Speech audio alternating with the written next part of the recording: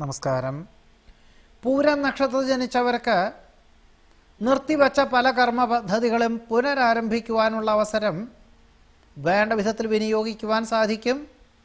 പലപ്പോഴും എല്ലാ കാര്യങ്ങൾക്കും ഇരട്ടി ചെലവ് അനുഭവപ്പെടുവാനുള്ള യോഗമുണ്ടെങ്കിൽ പോലും അതിൻ്റെ ഒരു പൂർണ്ണതയിലെത്തിക്കുവാനുള്ള സാഹചര്യം കൃതാർത്ഥതയ്ക്കും സമാധാനത്തിനും എന്ന് മാത്രമല്ല, തന്മൂലം പുതിയ തൊഴിലവസരം വന്നു ചേരുവാനും യോഗം കാണുന്നു.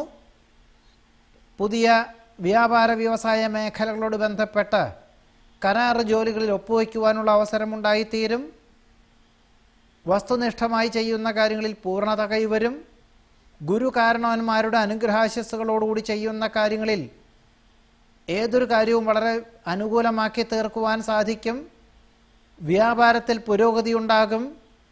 കുടുംബ ബന്ധത്തിന് പ്രാധാന്യം നൽകുന്ന മക്കളുടെ സമീപനത്തിൽ ആശ്വാസകരമായ അന്തരീക്ഷം സംജാതമാകും. വ്യാപാരത്തിൽ പുരോഗതി ഉണ്ടാകും. ബന്ധുമിത്രാദികളുടെ ആവശ്യങ്ങൾ വേണ്ട വിധത്തിൽ പ്രവർത്തിക്കുവാനുള്ള അവസരമുണ്ടായിത്തീരും. വിദേശയാത്രയ്ക്ക് അനുകൂലമായ അനുമതി ലഭിക്കും. വളരെ ഏതൊരു വിപരീതമായിട്ടുള്ള സാഹചര്യങ്ങളെയോ സംഭവബഹുലമായിട്ടുള്ള വിഷയങ്ങളെയോ വളരെ നിഷ്പ്രയാസം അതിജീവിക്കുവാനുള്ള അവസരം വേണ്ട വിധത്തിൽ വിനിയോഗിക്കുവാനുള്ള യോഗം കാണുന്നുണ്ട്. കാര്യങ്ങളെല്ലാം വേണ്ട വിധത്തിൽ നടക്കുമെങ്കിലും അഹംഭാവമാവുന്നതും ഒഴിവാക്കേണ്ടതാണ്. മാസത്തിൻ്റെ രണ്ടാമത്തെ പകുതിയിൽ അഗ്നി, ആയുധം, ധനം, വാഹനം എന്നിവ ഉപയോഗിക്കുമ്പോൾ ശ്രദ്ധിക്കേണ്ടതാണ്. ഗതാഗത നിയമം തെറ്റിക്കുന്നത് വഴി പിഴ അടയ്ക്കേണ്ടതായ സാഹചര്യങ്ങൾ ഉണ്ടായിത്തീരും.